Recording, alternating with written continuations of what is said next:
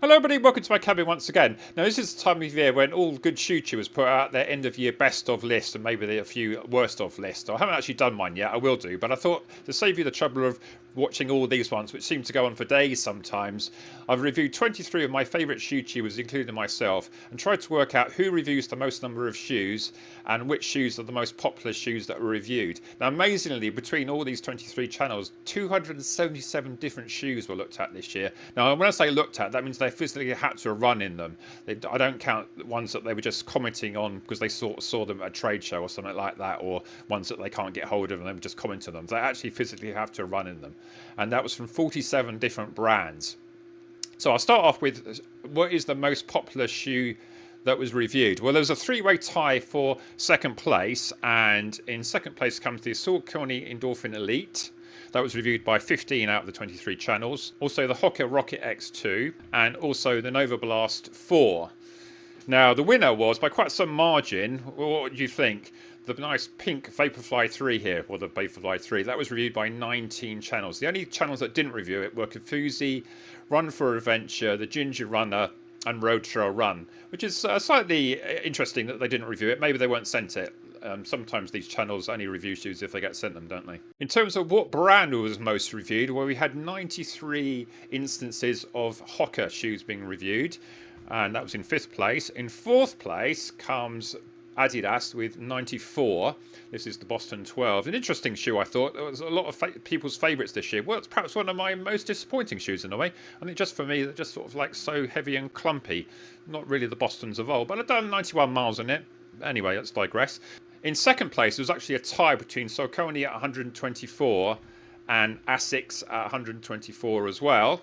But perhaps no surprise, again, the highest total was by brand was 140 by the 23 different ShoeTubers by Nike. So these days you kind of think that Nike's rather slagged off generally on every video, but it still seems very popular, and you always get good views when you review a Nike shoe.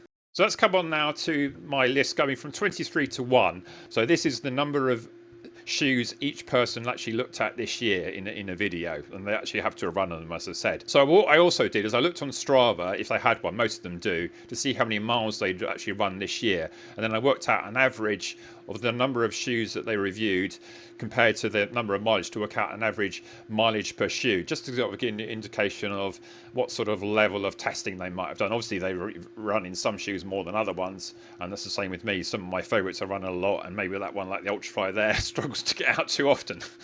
So in 23rd place is the OldManRunner. That's Barry from Dublin. He reviewed 12 shoes this year. He's a bit of a Nike fan, I think I would say. He likes his Alpha Flies and his Vaporflies, and he did the New York Marathon this year. So he doesn't really get any shoes sent to him, but he's also a good sort of like person to watch, I find, because he's obviously a bit of an empathy to the fact that they're a bit more of a mature runner, should we say. In 22nd place is SagasuRunning, which is Chris. Lives in Taipei, I think it is, but he's actually originally from the States. He reviewed 16 shoes this year with an average of 103.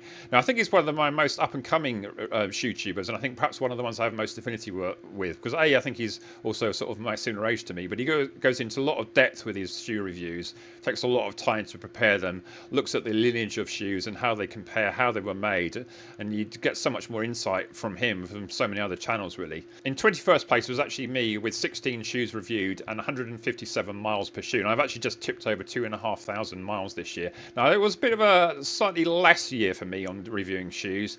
I decided to sort of like focus as much on actually just putting out videos on my actual races, and I think I've kind of realised that you can't really compete with some of these more professional outfits on reviewing shoes. So I tended to just buy the shoes that I thought I would like, Ultrafly being a notable exception, what I thought I would like and perhaps didn't. But anyway, so yeah, I also spent a lot of time running in shoes that weren't actually out this year. The Endorphin Speed 2 Run Shield I was still running a lot. All my Vaporfly 1s I was still running a lot as well. So I think there's a lot of shoes that have come out this year, which perhaps were slightly disappointing. I think over and all, it was a slightly disappointing year for shoes, not really any sort of like massively standout ones. A lot of good shoes, but also a lot of shoes that just sort of basically were sort of iterations of the same shoe. And I think for me, a lot of the shoes became heavier and wider. Now with a person who's got very narrow feet and being very tall, but not overly sort of like big for it, I think that's sometimes a bit of a problem. The Ultrafly being a classic example there, it was just a really heavy shoe, really wide, and perhaps just not suited to my foot shape. Even if I didn't really want to go in for 100-mile races like the Western States, even if you can, because it's really hard to get into. 20th place is RunTall with Tim. That's Tim Price from the States. He reviewed 17 shoes this year with 70 miles per shoe. He seemed to step back a bit from reviewing shoes this year. He was very prolific on reviewing shoes, done quite so many. I think he's been also sort of focusing on documenting his training a bit more. But another person who's sort of a similar age to me, so I always like to see what he's got to say. 19th place is Yowana from the States. He's a bit of an up-and-coming ShoeTuber, I'd say. He reviewed 20 shoes this year with an average of 172 miles per shoe. Now, he does an awful lot of mileage. When I checked on Strava, he's doing over 100 miles per week, which is amazing. He went to the running show recently and did put out a lot of good output from there. So he's doing a lot of, sort of daily videos. So I'm interested to see when he actually gets more shoes in hand and starts reviewing shoes more often, because I think he'll be someone with something interesting to say. At the moment, it seems to be like a lot of speculation type videos, but yeah, I think if he sort of like steps into the actual more looking at the shoes directly, then I think he'll be one to watch next year. 18th place is Running Shoes Guru, self-styled, which I think is mainly Brandon Law, who lives in Australia. He reviewed 25 shoes this year with an average of 91 miles.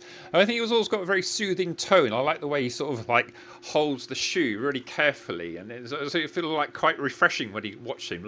You feel like you sort of like really want to see what you hang on in his every word. 17th place is perhaps one of the oldest YouTubers and one with the most subs, TheGingerRunner Ethan Newbury. He's more of a sort of a trail runner, but he reviewed 25 shoes this year.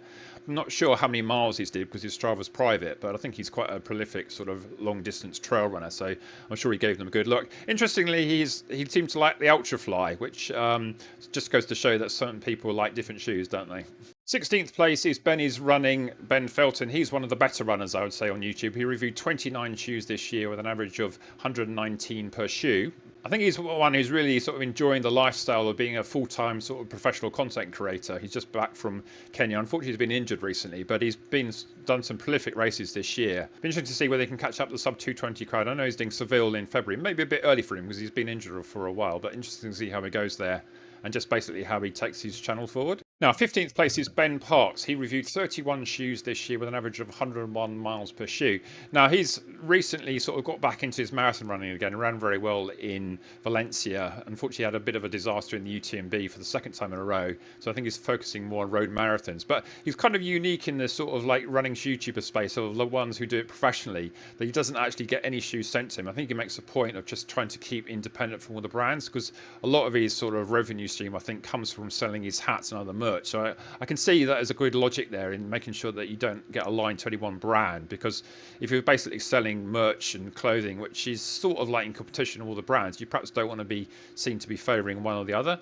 I mean, I think the only collaboration he has with Saw, that he gets their vest made by them that he then sells on, but obviously Saw don't do running shoes, do they?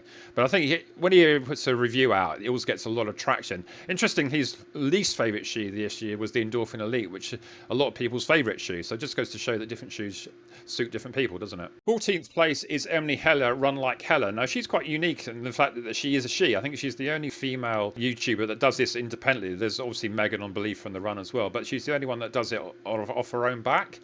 So she reviewed 32 shoes this year with an average of 43 miles per shoe. And I would say that she's perhaps one of the few people that actually took the New York Marathon seriously and actually gave that a good go. I remember they all got sent out by New Balance to run around it. And I kind of felt that there was a lot of people there just seemed to sort of like wander around and kind of feel like it's a slightly disappointing use of a marathon major just to sort of like have a bit of a fun run, but she seemed to actually do a PB and a sub 4, so I think very commendable for actually putting in your best effort. I think she actually lives in New York as well, or very close to it, so maybe it's an affinity there with her hometown, as it were. 13th place is RoadTrailRun. Now, this is a group of people, but it's mainly Sam Weinbaum. I pronounce that correctly. So they reviewed 33 shoes this year with an average of 38 miles per shoe. Now, I've taken that mileage on just Sam's mileage. Now, there's a lot of people that review shoes as well independently, so you could argue that they do lots of multi-tester reviews, but the sort of like Sam seems to be the front person for it. And I think he's a very experienced runner. I think the only thing you'd say about Sam is that you very rarely ever see him. He doesn't like to be on camera much. Occasionally you get spotted him at a trade show or something. But yeah, it's also interesting stuff that he has to say. Now, in 12th place is Andy, the FODRunner. Now, perhaps I could argue that he's the ShoeTuber that I have the most affinity with, because I regularly contact him, message him, because we are the same size in shoes and we generally sort of take a similar approach to it. I mean, obviously I'm a bit older and a bit slower, but I can sort of see a lot of trends in him that like I was when I was sort of like his age, very, very keen to do PBs and do the best as he can. And one of the few people that tried to present the running more of a sort of like, this is my training, and then follow along if you want to see all the shoes that are reviewed. So he reviewed 33 shoes this year with an average of 77 per shoe, which I think is a very sound average. Now, interestingly, he did review quite a lot of shoes that I didn't, and his favourite was the Endorphin Elite takeover from Nike. I might just sort of swap them around, because I think he had his second favourite racing shoes, the Vaporfly 3, and his favourite is the Endorphin Elite. I think mine might be the other way around, but it just goes to show that, you know, we all have different tastes. His least favourite shoe, I think, is a shoe that he said he didn't even actually ever appear, the TRCGear 9. I think Nike sort of don't really have a racing shoe in the trail space. I mean, they thought the Ultrafly was going to be it, and the TRCGear used to be it. When I tried that one, it was all right, but it's still quite sort of like a daily trainer type feel to me. So yeah, it'd be nice to sort of have a really, really lightweight trainer in the trail space for Nike, but it just doesn't seem to happen. 11th place is Run for Adventure, Lloyd Purvis down in Cornwall. Now, he reviewed 39 shoes this year. He's now mainly a sort of an ultra trail runner, so his taste in reviewing shoes is a bit different from the rest. And so his favourite shoe was the Merrell Agility Peak 5. And interestingly, his least favourite shoe was the Ultrafly. Now, he did an average of 35 miles per shoe this year, but I think he's been injured a bit, so I think that mileage is creeping up. It looks like he's doing the arc of attrition, so good luck in that. In 10th place is OldManRunning, one of the few YouTubers I've actually done a collaboration with in person. I had a little run through him when we both ran the Adios Pro 3 in July and had our customary orange and lemonades afterwards. Now, he's really got into running YouTubing in a big way, and I think he's perhaps the most sort of like watchable of all the ones. I think perhaps him and EDDBUD tie for that in being sort of like really, really good to watch. And I think the only thing I would say negative about him is that he hasn't really run that many miles. So his average per miles is only 17. So he's reviewing an awful lot of shoes at 42 compared to how many miles he's running. So I'll be looking forward to see when he gets into these half marathon training, when they get into full speed, that if he got up his sort of shoe count a bit, as well as his mileage, then I think those reviews are going to be even more interesting than they already are. Now, in 9th place is Alex Folletti, who's a Belgian who lives in France. Now, he seems to get around all over the place. One minute he's doing the New York Marathon, next minute he's in London doing something, and now I see he was in Australia covering the on-track thing down there. So I don't know how he managed to get around the world so much, but he managed to review 47 shoes. Now, he's really living the life, I think, of a sort of an influencer come sort of media person. He just seems to pop up everywhere, and his average mileage per shoe was 33. I think he's sort of taken a step back from his actually serious running. He used to be sort of a very serious duathlete, and he's competed in the World Age Group Championships a few times. I'm not quite sure what his favourite and least favourite shoes are. If anyone would like to say, please let me know. I just saw a short of him saying the Keller Road was a nice shoe, but every other sort of 5k, 10k racer was a lot cheaper. So there you go. Maybe that's one of his least favourite ones. Now, in 8th place is interesting. SethJamesDeMoor. He's run the most number of miles this year, just under 3,700 so far with a few days to go. He reviewed 49 shoes. And he did all those reviews basically in the first half of the year. He sort of like stopped his daily uploads for a while and had a bit of a break for it. He's come back to it now, but he's sort of changed tactic now. I think he's sort of stepped back from reviewing shoes, and I think he's more trying to branch out into selling his own sort of clothing brand. So yeah, it's interesting to see how that will shape up. But he's perhaps in a way, perhaps the most famous of ShoeTubers, or has been in the last few years. With those daily uploads, you can never really sort of ignore Seth. The only thing that I would say, compared to me, he's got very small feet and is a lot smaller guy. So when he reviews a shoe, often they're about half the weight of mine. So whatever he thinks, I have to take sometimes with a pinch of salt, which is a good sort of motto, I think, when you look at these different shoe reviewers, that you just have to sort of bear in mind that if the person's a completely different body shape to you, they may have a completely different taste in shoes. Now, in 7th place is EDDBUD. He's reviewed 53 shoes this year with an average of 29. No, I think he's one of my favourite YouTubers as well, because I think I've got a lot of affinity with him, and he often shouts me out. We did actually meet once, I think, at a park run. We didn't quite know who each other were at the time, so it'd be nice to actually meet him when we actually know who each other are. I keep meaning to sort of like pop down and say hello, but sometimes life gets in the way. But yeah, his sort of style of presentation of shoes is so good to watch. And it's quite funny when you look at his comments that he has this race to be the first, and there's often about 5 people commenting before anyone's actually even made a comment on the actual shoe. So he's a really loyal fan base, and just reviews so many shoes, and he reviews the shoes in a very even way, so you've always got the scores to refer to, so you know when a shoe's good or bad when he gives it a good score. He's one of the few people that actually does still maintain a score, so it's interesting to look back to see which ones are his favourite. Now, interestingly for him, he actually put the Boston 12 as his favourite shoe this year, which normally I agree with Ed, but this time I was a bit slightly puzzled by that one, but it just goes to show that different people like different shoes. In 6th place, it's Matt B, that's Matt Bertram from the States. He reviewed 56 shoes this year with an average of 50. He's quite a similar standard runner to me. I think he's hovering around the sub 3. I think he had been a sub 3 runner and probably just outside at the moment. But he does a lot of work with RoadRunner Sports. I think it's something that I've started to watch a lot more of late. I think because he's also got quite big feet. I think he's about a size down, one down from me. So I think EDDBUD, myself, and Andy Rayner are sort of like the big feet sort of shoe reviewers. So it's always interesting to see which ones he likes, because obviously normally I would sort of like probably like the same sort of ones. And I think he's been a bit of a tie between the Vaporfly 3 and the Endorphin Elite. I think he's raced marathons in both. I think he did the CIM recently in the Vaporfly 3, so I sort of assume that was his favourite one at the moment, but I think he's also liking the Endorphin Elite as well. In 5th place, you might argue is the most successful currently of independent ShoeTubers, with Kofuzi, with 60 shoes reviewed this year and 51 miles per shoe. Now, he's running an awful lot of miles. I saw he did an interview with Sage Kennedy where they were talking about his training up for the upcoming Houston half marathon, and he's done over 3,000 miles this year. So I'm interested to see how he goes. I think he could actually break 125. He's already broken 3 hours for the marathon, so in some ways you think 125 should be quite doable, but he hasn't really raced much this year, so I'm interested to see how he gets on.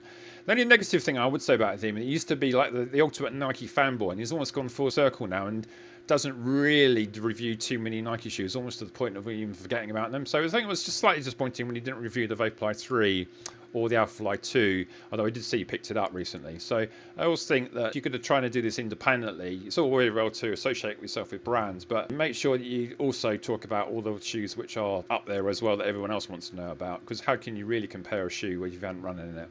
Now we come to the really big boys now. 4th place, Believeintherun, 65 shoes reviewed and 49 miles per shoe. I did that slightly differently. I took that on just Megan's mileage this year rather than Thomas's and Robbie's altogether, because Megan by far is the most prolific of the people that actually run, and she's not quite managed, unfortunately, to get the Olympic trial standard, but she'd done some very good marathons this year, way under 3 hours, which is excellent running for sure. They've got a little business going there, and you might sort of say that when there is an event, there's going to be a Believeintherun crew there. They're very hot on attending all the major marathons this year, and they're sort of shakeout runs, I think, were the biggest shakeout runs that were going, perhaps sometimes in collaboration with Kofuzi. It's also interesting to see what they say. Sometimes I think that perhaps they take the comedy effect a bit too much. Maybe I'm just an old miserable sod, but there you go. You can't like everything, but they do review an awful lot of shoes, so it's one that I always like to have a look at. In 3rd place is another sort of like semi sort of company, although these guys, DoctorsofRunning, reviewed 95 shoes this year with an average of 32. Again, there was 3 of them that do it, so I took the mileage of Matt Klein, was just over 3,000 miles, and David Salas has always run the same amount of miles as well. Both of those are very prolific runners. I think David's run a 2:24 this year, and I think Matt has done a sort of a sub 2:30, somewhere around there. So yeah, very good runners. And also Doctors of Physiotherapy, so hence the Doctors of Running title. So they go into their sort of shoe reviews quite long detail. I think they sort of started off by doing podcasts, so you need to sort of devote quite a lot of time to watch. But they've started recently doing 2-minute little videos, which I think are a lot sort of like more digestible, so you can have a quick look at that and get a feel for a shoe rather than having to watch an hour of stuff. So definitely ones to people to look at, and they do a lot of like scientific type sort of discussions as well.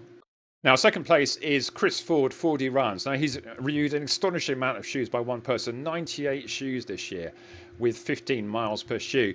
Now, he all styles himself as the everyday runner, and for a while I was slightly puzzled by that, because he doesn't appear to run every day. But I thought that realised that actually meant that every day in terms of like being sort of like more ordinary, middle of the pack, someone doesn't take it quite so seriously as some of the other people, but enjoys their running. I think he's actually a lot better runner than sometimes he makes out. I mean, he did a sub 25k this year, and I always think he's got a lot more potential in the marathon, but yeah, sometimes he sort of like talks a good talk with the training, but I'm never quite sure how often he actually tries in races. But you know, each to their own. But he's certainly got every shoe going you could possibly have, so it's not for want of having all the kit. It's almost the fact now he puts out so many videos now that you feel compelled to watch to see what he's talking about. He certainly doesn't take fools for granted, and he'll soon tell you if his shoe is too expensive, but equally he'll have all the shoes that are expensive as well that he likes, so sometimes it can be a bit confusing. And 1st place by some distance was 122 shoes this year reviewed by the RunTesters, and there's mainly 4 of them, 4 UK blokes. Nick Harris Fry, as I would say, is their most prolific reviewer, and so I took his mileage. His mileage wasn't quite as much as I thought. Maybe he hasn't got all of it in Strava, but just over 2,000 miles this year. But a very good runner, around about 2:30 for the marathon.